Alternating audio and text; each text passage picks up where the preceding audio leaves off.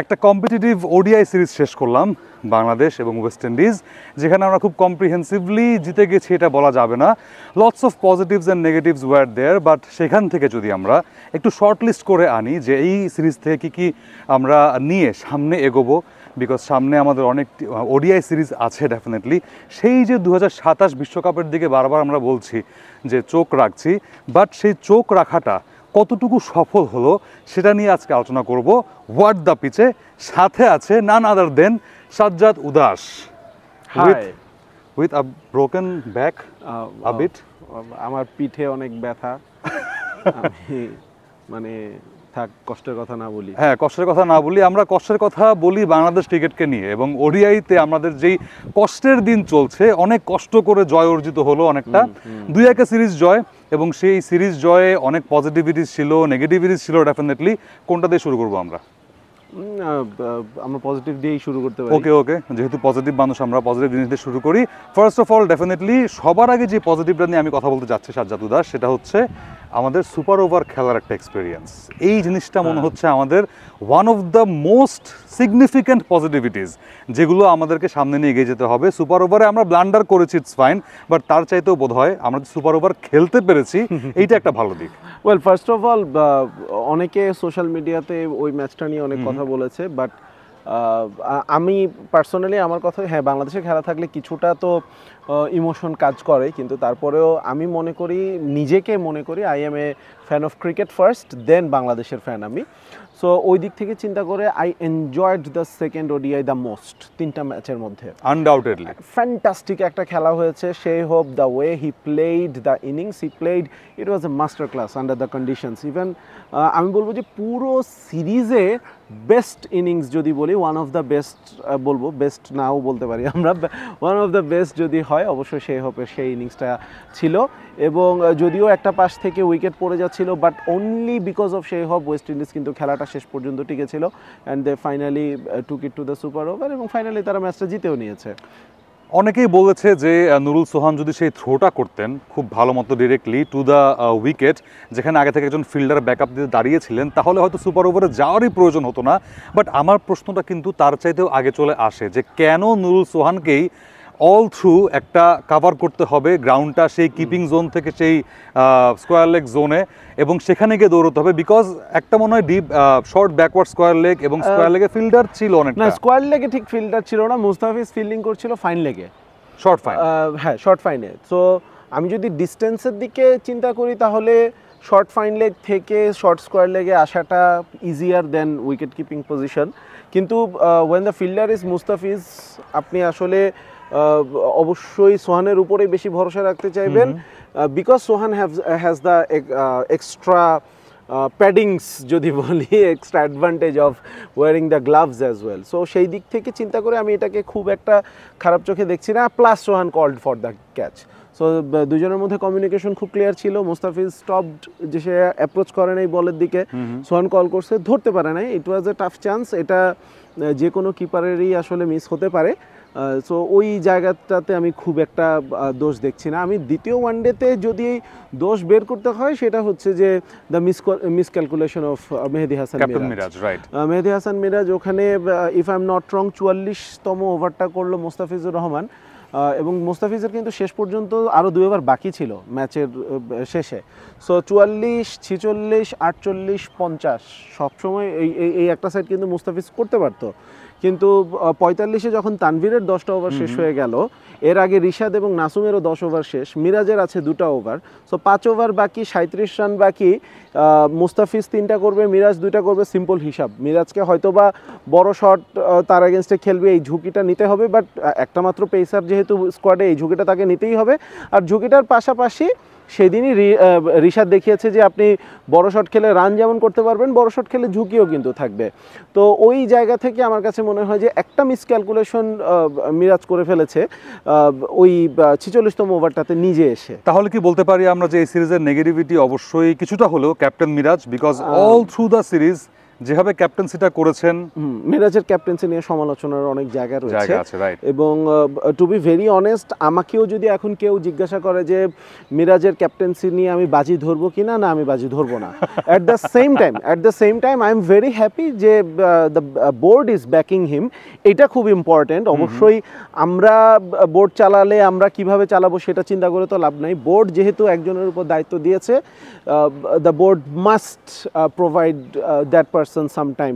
So ওই দিক থেকে আমিনুল ইসলাম বুলবুল, দ্য নিউ বোর্ড প্রেসিডেন্ট, তিনি বলেছেন যে মিরাজের উপরে তিনি, মিরাজ ক্যাপ্টেন ম্যাটেরিয়াল বলেছেন তিনি, এবং তিনি বলেছেন যে মিরাজের উপরে তিনি ভরসা রাখতে চান। which is true because তিনি এই যে লেভেলে ক্যাপ্টেন্সি করেছেন, ওই ক্যাপ্টেন পুলেই কিন্তু ছিলেন আশেপাশে সব সময়। আমার কাছে টু বি ভেরি অনেস্ট যে জিনিসটা ভালো লাগেনি, after winning the series Miraz একটা জায়গায়, আমি জানি না, আমি এটা পোস্ট আকারে দেখেছি, এক্স্যাক্টলি মিরাজ এই কথাগুলো বলেছে কিনা I am not really sure, যে সিনিয়রদের ব্যাপারে যে মাশরাফি এবং তামিমের নাম মেনশন করে উনি বলেছেন যে তামিম ভাই ফোন দিয়েছে, বলেছে। আমার কাছে মনে হয় যে এই কালচারটা এখন একটু ব্যাকডেটেড হয়ে যাচ্ছে বাংলাদেশ থেকে। এই তুই পারবি কালচারটা মাশরাফি ইন্ট্রোডিউস করেছেন, তখন এটা বাংলাদেশের জন্য দরকার ছিল। এখন আসলে ওই জায়গা থেকে মিরাজ, আমি ওই জায়গায় ওটাও পড়লাম যে মিরাজ নাকি বলেছেন যে দলে এক দুজন সিনিয়রদের মধ্যে কেউ থাকলে ভালো হতো। ভাই আপনি 10 বছর ধরে ক্রিকেট খেলছেন, আপনি কারে খুঁজেন সিনিয়র হিসেবে? সো একটা ক্যাপ্টেন যখন এই ধরনের কথা বলে তখন কিন্তু ফ্যান হিসেবে আমরা ভয় পাই। And that also surrounded by the ex captain Shanto. আপনার দলে কিন্তু অলরেডি একজন ব্যাকআপের জন্য আছেন, এবং নুরুল সোহানও আছেন ব্যাক করার জন্য। সো ওয়াই দ্য সিনিয়র্স, সেটা টেনে টেনে আবারও কিনা একই জায়গায় ফিরে যাওয়ার কথা। সো কিপিং এ সাইড সেই মিরাজের ক্যাপ্টেন্সি, আমরা যদি পজিটিভিটিতে ফেরত আসি আবার, তাহলে অবভিয়াসলি বলতে হবে সৌম্য সরকারের কামব্যাকটা। 3টা ওডিআইতে তিনি দুর্দান্ত ব্যাটিং করেছেন, ক্যালকুলেটিভ ব্যাটিং করেছেন, যেটা সৌম্য সরকারের ঘাটতি ছিল এতদিন পর্যন্ত ইন্টারন্যাশনাল ক্রিকেটে। ফার্স্ট ম্যাচ, সেকেন্ড ম্যাচে তিনি সময়ের দাবি মিটিয়েছেন, থার্ড ম্যাচে গিয়ে তুলনামূলক ভালো ব্যাটিং কন্ডিশনে ক্লিক করতে পারেনি, বাট সামহাউ চেষ্টা করেছিলেন তিনি। সেকেন্ড ম্যাচে গিয়ে বেশ সফল হয়েছেন, যদিও 50 করতে পারেননি, বাট সেই ইনিংসটা গুরুত্বপূর্ণ ছিল। থার্ড ম্যাচে তুলনামূলক একটু ভালো ব্যাটিং কন্ডিশনে তার সেই সহজাত ব্যাটিং ক্লাসটা তিনি কিন্তু দেখাতে পেরেছেন। See when it comes to ODI cricket, আমার কাছে মনে হয় যে সৌম্য সরকারের এই দল থেকে বাদ পড়ারই কথা না। যে কথাটা প্রান্তর তুই বললি যে মেকিং এ কামব্যাক, সৌম্যর তো কামব্যাক হবার কথা না, সৌম্য তো ওয়ানডেতে থাকারই কথা, মানে 10 বছর খেলার পরে। হ্যাঁ, না, নট অনলি 10 বছর, আমরা লাস্ট যদি চিন্তা করি শেষ কয়েক বছরেও ওপেনিং এ যদি একটা প্লেয়ার ভালো করে থাকে, দ্যাট ইজ সৌম্য সরকার। অন্য সাইডে হয়তো তানজিদ তামিম একটা ইনিংস খেলেছেন, বা কখনো লিটন তো এখন আসলে ওয়ানডেতে পাস্ট হয়ে যাচ্ছেন, এবং লাস্ট কয়েকটা ওয়ানডেতে লিটনের অবস্থা খুব বাজে। সো লিটনকেও আমার মনে হয় যে টেস্ট এবং টি20 নিয়ে currently he is doing fine, এটা নিয়ে আর কাটাছেড়া টানাটানি করার দরকার নেই, specially the T20 world cup is coming up. So এই দিক থেকে আমার কাছে মনে হয় যে সৌম্যকে কেন দল থেকে অফ করা হয়েছে সেটাই আমার মাথায় আসে না। সো সৌম্যর এটা ওই হিসেবে থিওরিটিক্যালি কামব্যাক হলেও আমি বলবো যে সৌম্য আসলে তার জায়গাটাতেই ফিরে এসেছে, এটা সৌম্যরই জায়গা ছিল। সো তারপরেও এখন সৌম্য সরকারও আসলে 10 বছরের উপরে তিনিও ক্রিকেট খেলেছেন, সো ওই জায়গায় নিজেকে এখনও পৌঁছাতে পারেননি যেখানে তার যাওয়া উচিত ছিল। দ্য ট্যালেন্ট হি হ্যাজ, সেই জায়গায় তার উচিত ছিল। এবং এই সিরিজের শুরুর আগে একটা ভিডিওতে বলেছিলাম যে Soumya Sarkar could be the one যার ব্যাটে বাংলাদেশের নেক্সট 100টা আসতে পারে, and he almost did it. সৌম্যর ফ্যান্টাস্টিক ব্যাটিংয়ের পাশাপাশি একটা জিনিস আমি একটু কনসার্নিং বলবো, the way he got out in the super over in the second ODI and in the third ODI as well. Super ওভারেরটা সেটা তাও you could put some logic behind it, যে সুপার ওভারের প্রেশার ছিল, so Soumya অনেক জোরে মারতে গিয়েছে, যেটা সৌম্যর স্ট্রেংথ না। সৌম্যর স্ট্রেংথ কিন্তু টাইমিং, নট পাওয়ার। সো পাওয়ারে মারতে গিয়ে ওটা কিন্তু মারারই বল ছিল, বাট সরাসরি হাতে চলে গেল। থার্ড ওডিআইতেও সিমিলার, সেই স্লগ সুইপ করতে গিয়ে কয়েকটা টাইট ওভার হলো, সাইফ আউট হয়ে যাওয়ার পরে he lost his way. So ওই জায়গাগুলোতে আমার কাছে মনে হয় যে সৌম্য 10 বছর ক্রিকেট খেলে ফেলেছে, one of the most experienced one, তার আরেকটু ম্যাচুরিটি দেখানো উচিত ছিল। এই জায়গাটা বাদ দিলে Soumya was phenomenal in this series. So এই ব্যাটিংটা দিয়ে আবার নেগেটিভিটিতে ফিরে যায় যে এখনো মিডল অর্ডারের যে ওটা চলছে, এই জিনিসটা কিন্তু আমাদের এই ওয়ানডে সিরিজ জয়ের পরেও একটা বড় কনসার্নের জায়গা, যে থার্ড ম্যাচে যেখানে আমরা একটা দুর্দান্ত সূচনা পেয়েছি, তারপরে যে ক্যাপিটালাইজ করে সেটাকে 300 ক্রস করা, সেই জিনিসটা কিন্তু আমরা মিডল অর্ডারের জন্য আবার পারিনি। ওয়েল, এই জায়গাটাতে আমি একটু ডিফার করব, কারণ হচ্ছে যে অনেকে বলছে যে এই ধরনের স্টার্ট পাইলে তো যে কোনো টিম 350 করবে। ভাই এই উইকেটে সাইফ আর সৌম্য যেটা করছে, এইখানে আমারও একটু দ্বিমত পোষণ করা আছে, বিকজ ওই যে কন্ডিশনটা, পিচটা একটু কিন্তু করে স্লো হচ্ছিল। সৌম্য আর সাইফ যেই কাজটা করছে, that was an exception. That was an exception. এখন exception can not be taken as example.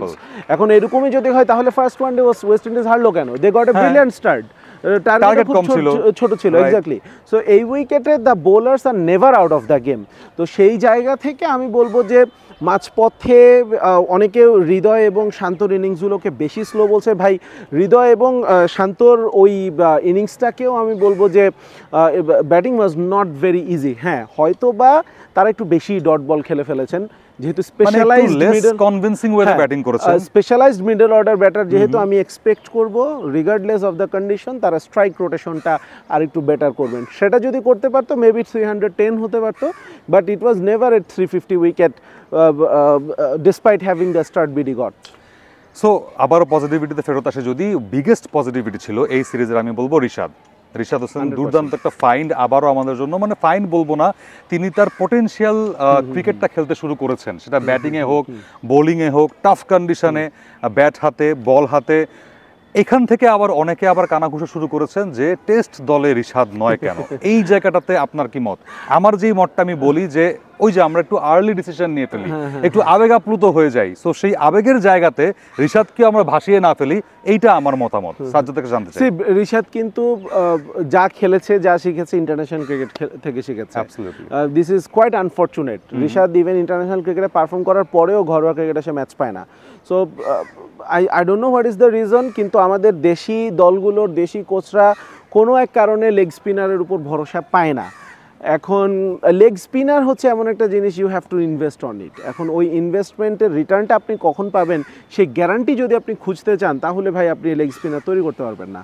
So unfortunately আমাদের ঘরোয়া ক্রিকেট থেকে তৈরি কোনো লেগ স্পিনার আমরা পাচ্ছি না। রিশাদের এই উত্থানের কথাটা যদি বলি, আমি সিংহভাগ কৃতিত্ব দেব হাতুরু সিংহকে।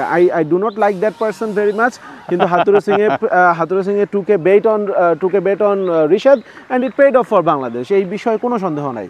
এবার আসি হচ্ছে যে টেস্ট ম্যাচের কথা, ওই যে আবারও সেই প্রসঙ্গটা, ভাই যেই বোলারটা এনাফ ম্যাচ টাইম পাচ্ছে না ঘরোয়াতে, এনসিএলেও সে ইনাফ ম্যাচ টাইম পায় না, তাকে আপনি সরাসরি ইন্টারন্যাশনাল ক্রিকেটে টেস্ট ক্রিকেটে নামাই দিবেন, the highest level of cricket, is it a joke? Absolutely. এই যে আবেগের জায়গাটাতে আমরা বলি যে বারবার ধরা খাই, বাট জোকস অ্যাপার্ট, ওই যে হাতুরুর কথাটা আপনি বললেন, এই সিরিজে আমি যদি বলি রিশাদের কাছ থেকে বা রিশাদের প্রতি আমার একটা কমপ্লেইন আছে, সেটা হচ্ছে যে আমরা জানি যে রিশাদ খুব রিসেন্টলি গুগলি ডেভেলপ করছে, এখনো এটার উপর কাজ করছে। ইভেন আমরা ফার্স্ট ওডিআইতে যে 6 উইকেট পাইলো, লাস্ট উইকেটটা গুগলিতে ছিল। আমার কাছে মনে হয় যে এই উইকেটে এই কন্ডিশনে Rishad should have tried the googlis more often. খুব কম গুগলি ট্রাই করছে, দেখা গেছে যে পুরো 5 ওভার 6 ওভার 10 ওভার করার পর একটা গুগলি করছে। মানে যখন আপনি প্রতিপক্ষকে চাপে ফেলবেন টোটালি এবং জানবেন যে মোটামুটি ম্যাচ জয় করে ফেলছেন। আর আরেকটা জিনিস, যে উইকেটে যথেষ্ট টার্ন আছে, ছিল রাইট, এই উইকেট আই গেস পারফেক্ট ছিল। হ্যাঁ, নতুন কিছু ট্রাই করার জন্য স্পিনারদের জন্য এর চাইতে আইডিয়াল কন্ডিশন হতেই পারতো না। সো ওই জায়গাটাতে আমার কাছে আমি একটা ছোট্ট কমপ্লেইন জানাবো রিশাদের প্রতি। Other than that, I guess Rishad Asia কাপেও T20 ফরম্যাট হলেও হি ট্রাইড সেভারাল গুগলিস, কয়েকটা খুব ভালোভাবে আসছে।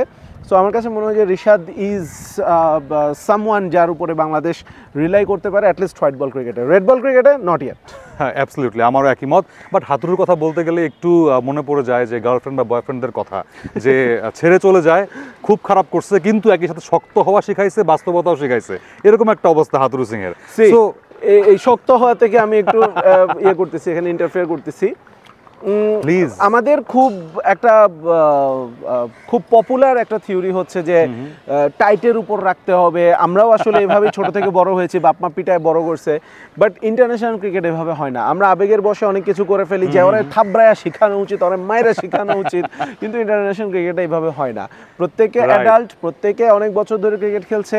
সো আপনি এটাকে ইগো বলেন বা এটাকে সফট কোনো ওয়ার্ড ইউজ করতে পারেন, it is what it is. You can not run a national team like that. এটা যদি হতো তাহলে হাতুরু সিংহে বাংলাদেশ ছাড়া অন্যান্য জায়গায় কাজ করেছে, সে তার নিজের দেশ শ্রীলঙ্কাতেও কাজ করেছে, কিন্তু টিকতে পারে নাই। কেন টিকতে পারে নাই? Because of the behaviour. আপনি এখন যেমন কুকুর তেমন মুগুর এই ধরনের ডায়লগ বলতে পারেন, কিন্তু এগুলো আসলে সোশ্যাল মিডিয়ার ওই কন্টেন্টের জন্যই ঠিক আছে, ওই আর্গুমেন্টের জন্যই ঠিক আছে। The real world does not work like this. So ছোট করে যদি আনি এরপরে আমি যে এর পরবর্তীতে আমাদের পাকিস্তানের বিপক্ষে সিরিজ আছে, জিম্বাবুয়ের যাব আমরা ওডিআই সিরিজ খেলতে। সো কিপিং আস দ্য টি-20 সাইড, ওডিআই টিম থেকে আমাদের এক্সপেকটেশন কিন্তু বেড়ে গেছে ডেফিনেটলি। না, আমার বাড়ে নেই। আমি আসছি সেই কথায়, এবং নেক্সট কয়েকটা ওডিআই সিরিজও কিন্তু আমাদের এরকম কন্ডিশনে হতে পারে, এক্সেপ্ট আমরা চট্টগ্রাম বা সিলেটে খেলি। সো 2027 তো একটু দূরে, মানে আমাদের মতো দলের জন্য পার্সপেক্টিভটা আমাদের একটু দূরেই হয়ে যায়, যেখানে বড় বড় দল বলে যে আর মাত্র 2 বছর আছে। সো ওই ক্ষেত্রে সো ওইভাবে চিন্তা করলেও যে এই সেটআপটা নিয়ে বাংলাদেশ এগোলে under the captaincy of Miraz expect করতে পারি কি না 27 ভালো কিছু। ওকে, ফার্স্ট অফ অল যেটা বললাম যে আমাকে একটু আগেই বললাম যে আমাকে জিজ্ঞাসা করলে I am also not convinced about Miraz captaincy, right. কিন্তু বিসিবি যদি মিরাজের উপর বাজি ধরতে চায়, BCB needs to make sure যে ওয়ার্ল্ড কাপের আগে যেন চেঞ্জ না হয়। 2023 ওয়ার্ল্ড কাপের আগে আমরা এটা কুফলটা দেখেছি। আপাত দৃষ্টিতে মনে হচ্ছিল যে ওয়াও, সাকিব ক্যাপ্টেন্সি পাইছে, অনেক ভালো হবে, কিন্তু ঠিকই মানে ultimately it was the worst world cup of Bangladesh history, Bangladesh cricketing history. এর চেয়ে বাজে ওয়ার্ল্ড কাপ বাংলাদেশ কখনো কাটায় নাই, এক্সেপ্ট 2003। নো 2003 তে আমাদের কোনো এক্সপেকটেশনই ছিল না। 2003 তে আমাদের টার্গেটে ছিল আমরা কেনিয়া কানাডারে হারাবো, সেটাও হারছি। কিন্তু এইবার actually people dreamed of playing the semifinal in 2023, and why not? আপনি ভাই 2015 ওয়ার্ল্ড কাপ থেকে আপনি ওয়ানডেতে কনসিস্টেন্টলি ভালো করতেছেন। 2019-কে অনেকে ব্যর্থ বলে, আমি বলবো 19-ও বাংলাদেশ ভালো খেলছে। রাইট। এরপরে আপনি সাউথ আফ্রিকায় গিয়ে সাউথ আফ্রিকাকে হারাইছেন, পুরো টিমটাকে গুছায় আনা হয়েছে under a certain coach, under a certain captain.